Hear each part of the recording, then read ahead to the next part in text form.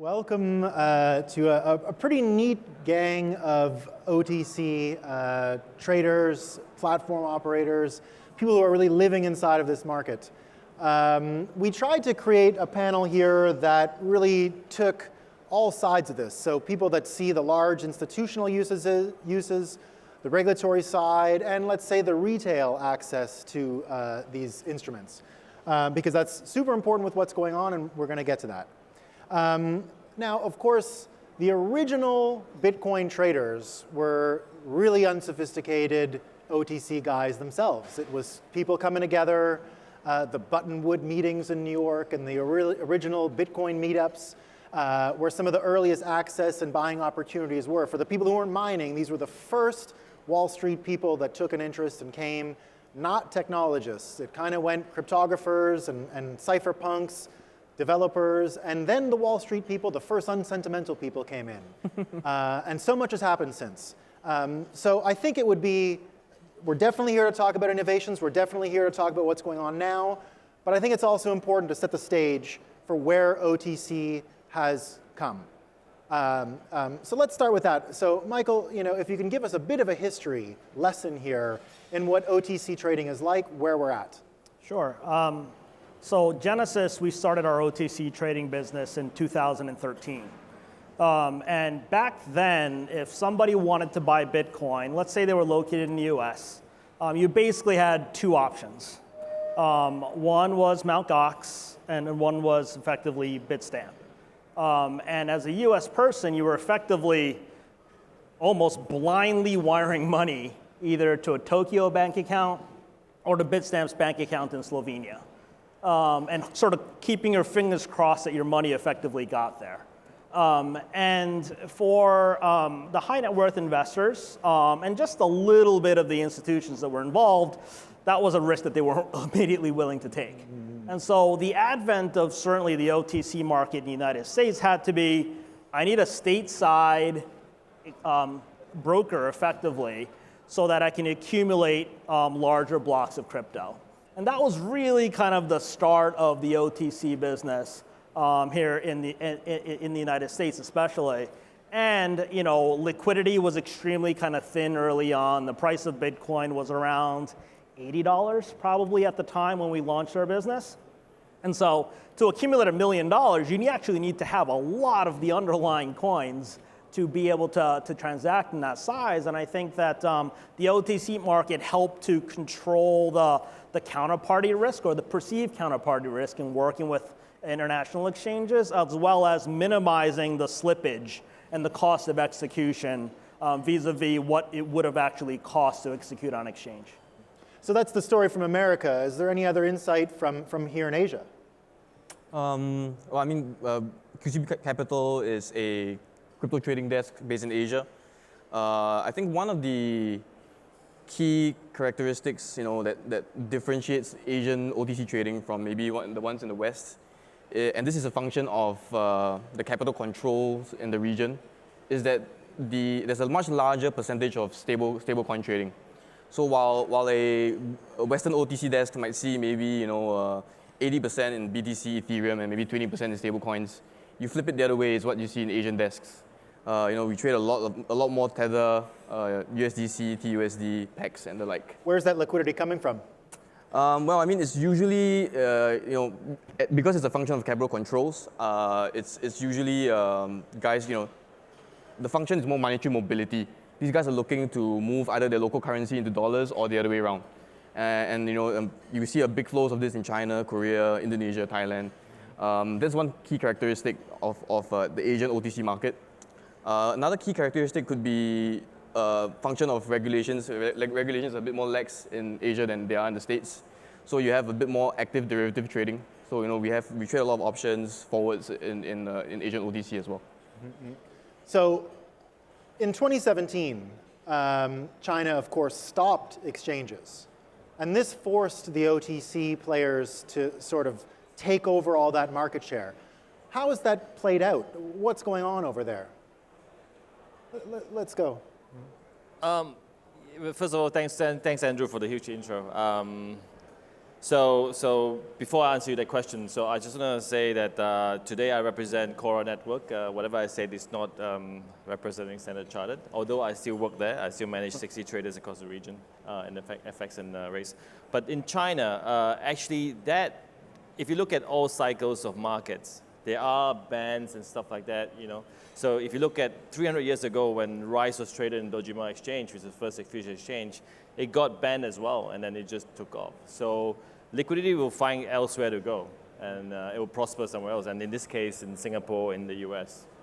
So China has really led the way in some innovations for all kinds of normal people to get around these capital controls. So we're not talking about the sophisticated users that can buy real estate, know how to get their money out of China to de-risk, let's say, the recent devaluation or the devaluation from a few years ago.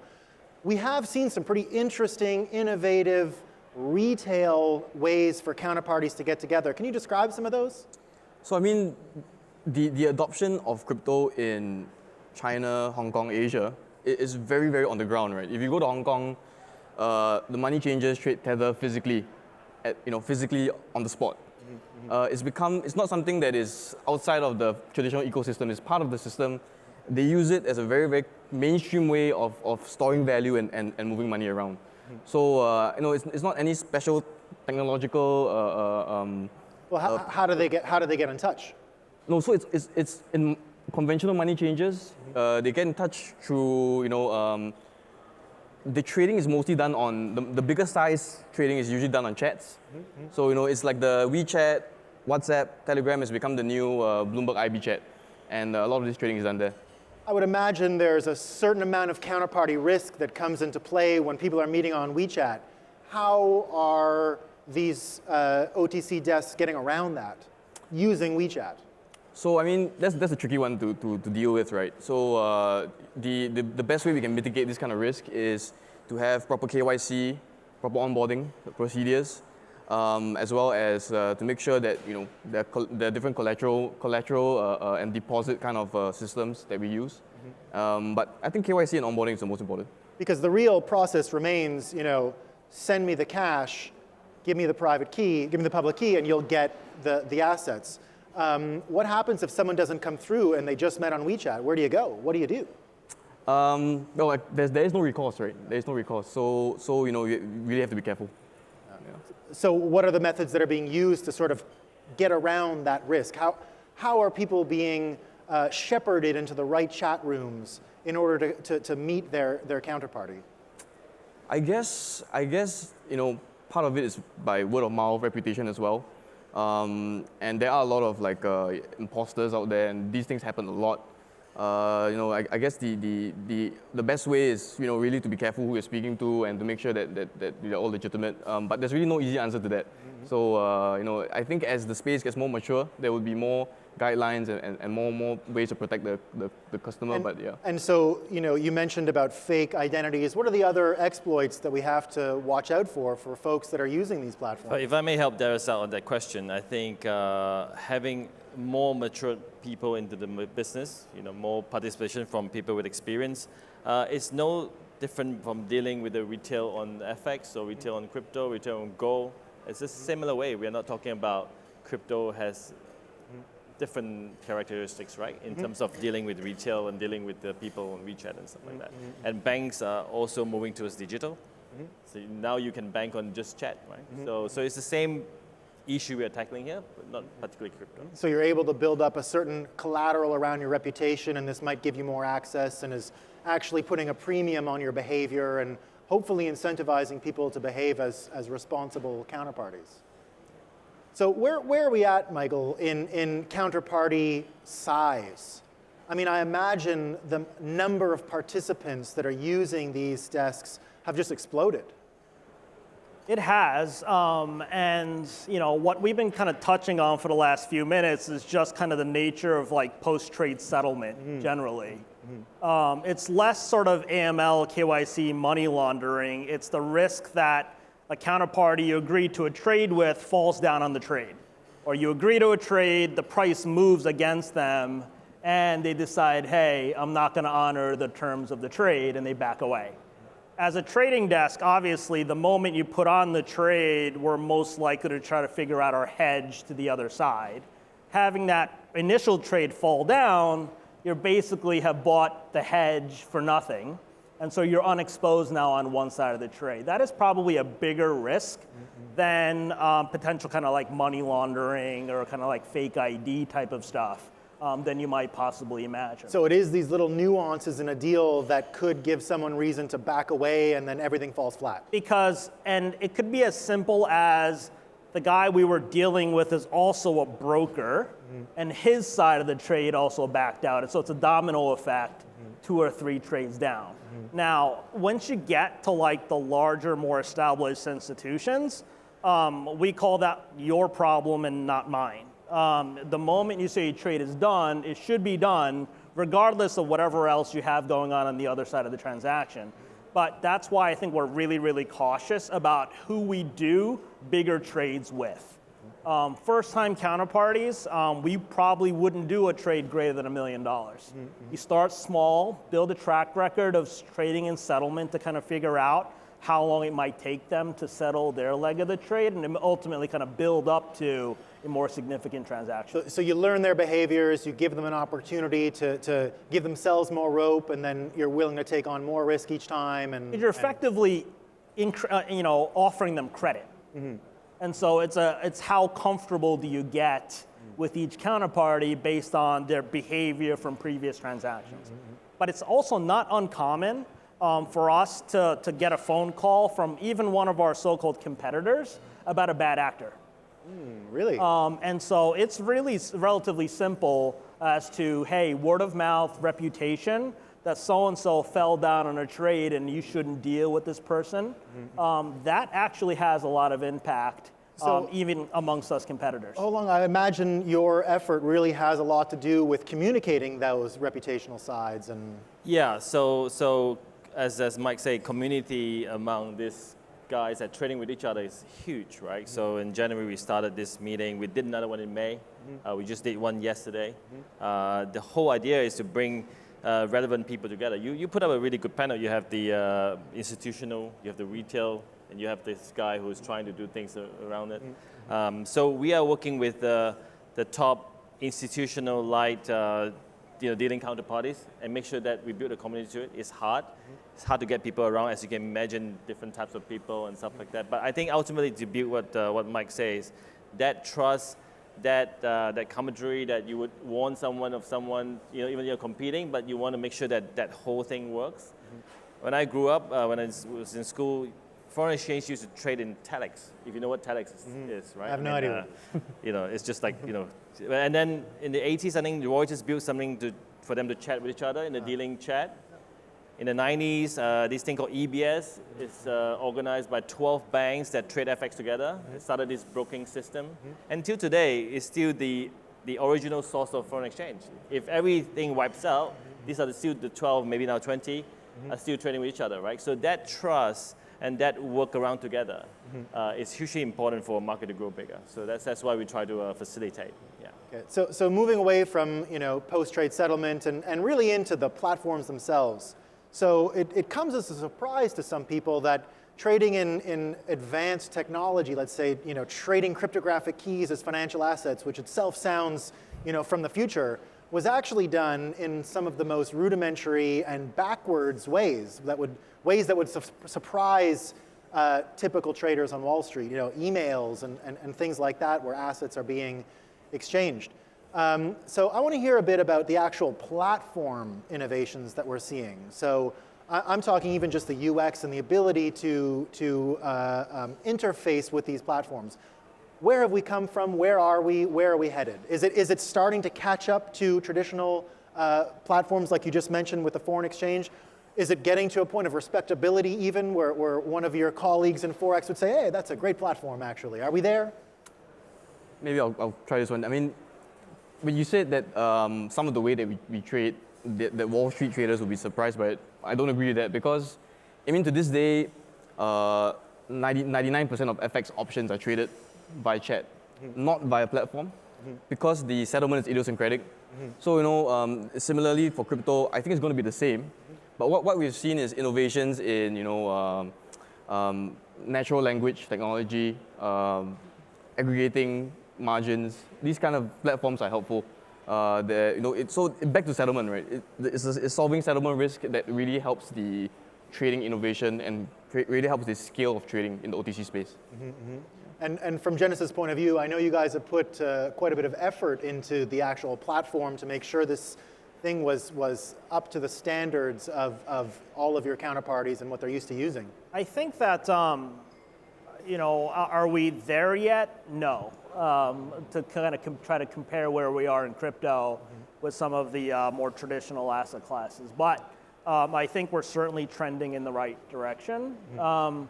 And even the simplest thing as having fixed connectivity is standard in other markets, but we're still sort of in an environment of REST API type of things when it comes to crypto. And that's not to say that the fixed protocol is the best thing there is. I mean, it's a really rigid structure. It's not really flexible to be able to kind of change certain things, where some of the other API protocols are certainly more flexible to kind of deal with things. But at the same time, I think it's also important to kind of recognize just how far we've come in a short period of time.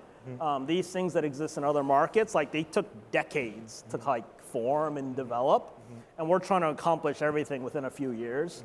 While we're not there yet, I do think that the industry as a whole is certainly sort of light years kind of ahead of where we were. I want to pick up on your point of the pace of innovation that we're seeing, and 2017 really changed the profile of your counterparties. From the retail side, the institutional side, suddenly you had a fantastically sophisticated group of buy side that just came out of nowhere.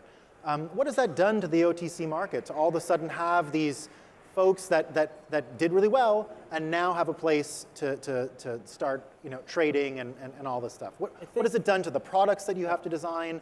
What's the demand for sophisticated OTC products like as a result of that? Because it's not just Bitcoin for cash anymore, right? I think for us, the 2017 bull market, to your point, Nolan, I think really kind of introduced the more sophisticated and, dare I say, sort of traditional institutional investors into crypto, simply because they, FOMO. They didn't want to kind of miss out on the price run. We started our crypto lending business called Genesis Capital March of last year. But we really kind of started planning it during 2017, kind of during the bull market. And frankly, the lending business was something I really wanted to start in 2014. But in retrospect, that was way too early. We didn't have kind of the sophisticated, or long short funds back in 2014. The early guys were buy and hold. They'll buy a whole bunch of Bitcoin, forget about it, and kind of see what happens in 5 years. We didn't kind of have folks that were trying to time markets or to create market neutral type strategies. All of that kind of changed in 2017. So, the lending product, which, I think people are starting to kind of understand that you can earn a yield on your crypto holdings. And at the same time, trying to understand the ability now to short the spot market, whether that be Bitcoin or Litecoin or whatever token that's out there. And I think that is just a continuation of the maturation of the asset class, that it's not a long-only market anymore, and that having efficient two-way price discovery, long and short, is a good thing for the asset class as a whole. And from your perspective, from that retail side, do they have an appetite now for these more sophisticated products where they can start options and all these other type of products that might push the market forward again? For sure. So, I mean, what we've seen is a lot of interest in options, which is a unique opportunity because in the crypto space, volatility is very high. It's a very speculative market, so you have very, very high yield on these products. And these guys from traditional asset classes, in a macro environment where you have negative interest rates in Japan and Europe, you're talking about a very high yield product. Might be a bit, the infrastructure might still be lacking a little bit, but it becomes a very, as part of a portfolio, it contributes a lot of alpha. So we've seen a lot of interest in this kind of products. And all of these sort of innovations bundled together, Do you see that as are there missing pieces that you require to help bring this whole industry up and sort of deliver it to the Standard Charter traders of the world and all that stuff? First of all, I would like to touch upon the 2017 bull run, right? So that's just like I put on a trading hat here. It's exactly like a normal market playbook, right? Massive demand into something that you can't buy much, and then the prices went up.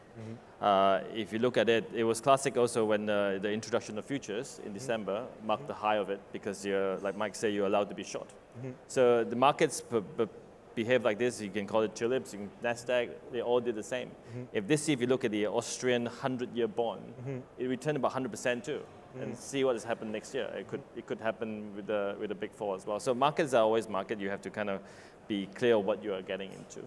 But back to your question on what's missing going forward is, I think you touch upon technology, but we are still solving for the financial engineering of this thing, right? I'm thinking of the trading of crypto point of view, right? The 3 CORA meetings we had and the one yesterday, we kind of finally agree that now you have to pay each other within 24 hours after you transact, right? The first one we don't know, where some is 2 days, some is 1 day, and now we're at 24 hours. If not, then you got to kind of pay some interest to each other. T+1 already, huh? I mean, it's T plus 0, and then stuff like that. Next, you will have a swap market. So that's really what I believe needed to go. And we are all spending time on crypto. We better help make sure that this market grow, right? So I think everybody should really focus on what is basic, what's simple, trust each other. We all have to do this together. But it's even simple things like, the decimal points. People don't imagine that this is a real obstacle. It's a real obstacle. The 8 decimal points of Bitcoin and the 2 decimal points of the USD, they don't jive. The computers aren't built for it, right? Well, that's not exactly true. You have Euro, which is 4 decimal point, Taiwan dollar, 3 decimal point, Yen, 2 decimal point. That's like a standard for foreign exchange. Yeah. So that's an easier thing to solve. The harder thing to solve is who pay each other first. That's even need to be solved. Yeah. I mean, to add to Holland's point is that we are sort of building on what has already been done in traditional markets.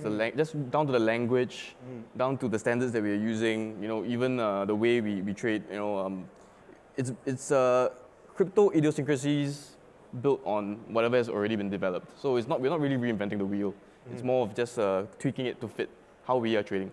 Actually, Mike asked me this question before we come up, and what does it take to be successful, right? So I answered him. I said the top 15 guys, maybe 10 of them, sit down together and really get down to some standards, and we start trading happily to facilitate that. And that's when you know that you've got that leadership and you've got that sort of coordination at the top. And then work with regulators, and that's the only way to scale the business, right? So speaking of scaling the business, scaling the products, we see this large suite of products coming online, right? We're starting to see the options, we're starting to see the lending. Is the goal here to continue to flesh these out and really drive this towards prime brokerage? Is that the sort of goal right now? How far are we away from this? Is this in people's sights? Is this a year away, 2 years away? Where are we at in this whole, and is it even the destination? So let's start with you, Michael. Sure. I think that over time, every wallet provider will have like a trading, lending component to the business. Partly because I think as the margins kind of continue to shrink on the custody side, they have to have ancillary business lines that, to make a living. And I do think that the pure play post-trade settle guys are going to try to figure out custody. And at the end of the day, I think you end up with companies that all do the same exact thing, but they just kind of started at a different place along the chain. And I also think what will happen is that the custody guys might find trading to be a little bit harder than they thought. And I think the trading guys will find custody to be harder than they thought. And once that realization kind of happens, it's a question as to whether or not they go back to being monolines almost, or they figure out, like smart partnership strategies or whatever to cover up some of the weaknesses as well as kind of get specialty knowledge that's kind of necessary to run some of these businesses, because each of those are perfectly good standalone businesses. But trying to kind of integrate them all under one umbrella might require different core competencies and skill sets and things like that. But I do think directionally you are correct. I do think that we're moving more towards a one-stop shop approach. At the same time, though, on the trading side, I think it'd be really difficult to remain a single dealer. I do think that liquidity aggregators and kind of have like a multi-dealer platform is probably the way to go. Are there signs of that already? We've already seen liquidity aggregators kind of come about, like guys that kind of run like smart order router type of stuff according to the exchanges. And I think you'll see that on the OTC side as well, especially as a lot of the high frequency guys on the spot exchange side of the business shrink the margins kind of away on the market making side. So Darius, from your point of view, when you see a lot of these like industry convergences where exchanges are buying custodians and wallets and all this stuff, is that more or less what's happening, what Michael just mentioned, that we're seeing this convergence, that everyone, whether they started here or there, is sort of running in the same direction to the same point? Yeah, I more or less agree with that. But just to add to Mike's point, I mean, and to answer your question as well, whether it's going to look like a traditional prime brokerage, probably not. The space has sort of evolved a bit differently. You have large volumes being traded on BitMEX without a clearer. These are things that are unprecedented, right? And the way that the OTC space and settlement will evolve will probably be quite different as well.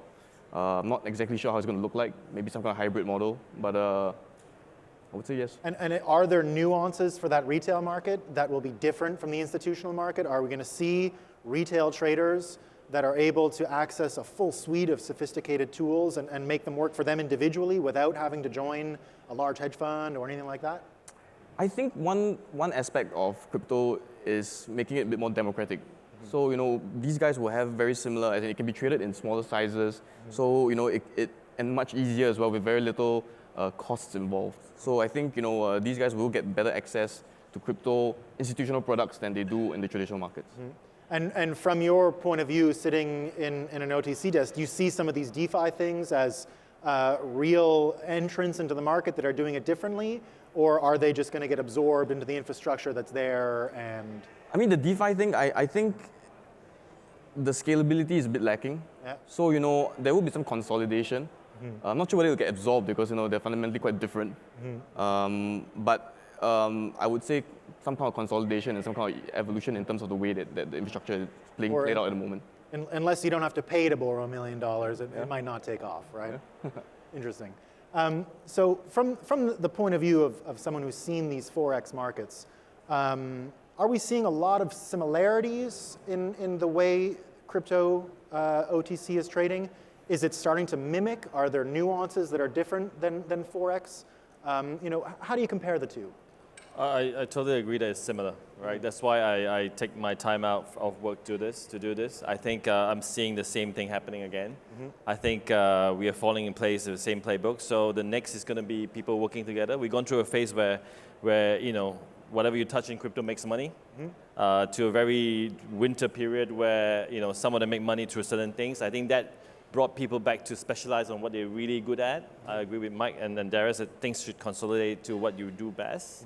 And next is to kind of work together to bring this market to best practice.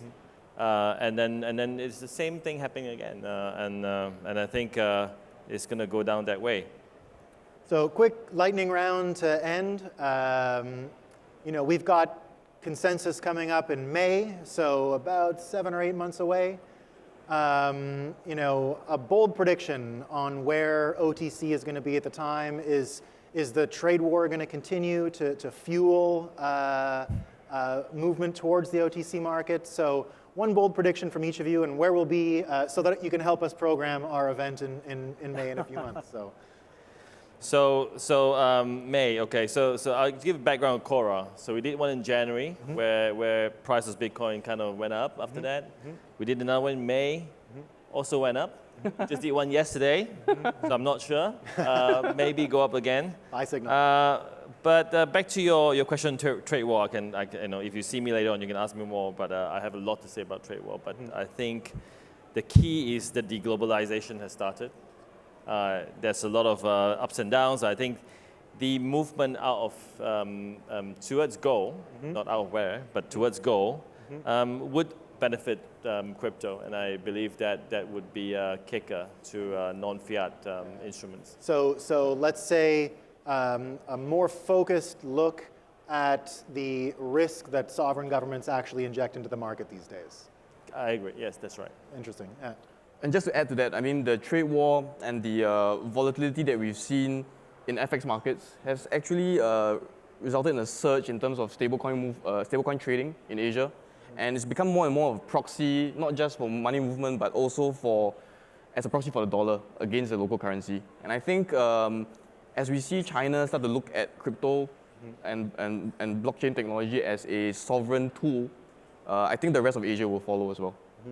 So Michael, I would like an American-specific answer here because America, of course, you know, the US dollar will still be worth the US dollar, but maybe America will finally get its wish that the USD's value comes down just a little compared to the rest of the world. Are there a lot of opportunities in that for Bitcoin to jump in? Honestly, I think the best play, which is always the best play, is just buy and hold Bitcoin. I think that is the best way to probably play everything that we've just kind of discussed here. I think there's a lot of idiosyncrasies and things like that along the way, but it's probably not to overcomplicate your strategy. And frankly, all Bitcoin has to do is just like be there and work. I feel like the world makes the bull case for Bitcoin on its own. And so just kind of by staying the course and do what it's doing, it'll ultimately kind of serve its purpose and people will be happy. So trillions of dollars of unyielding debt's not a good thing is what you're saying?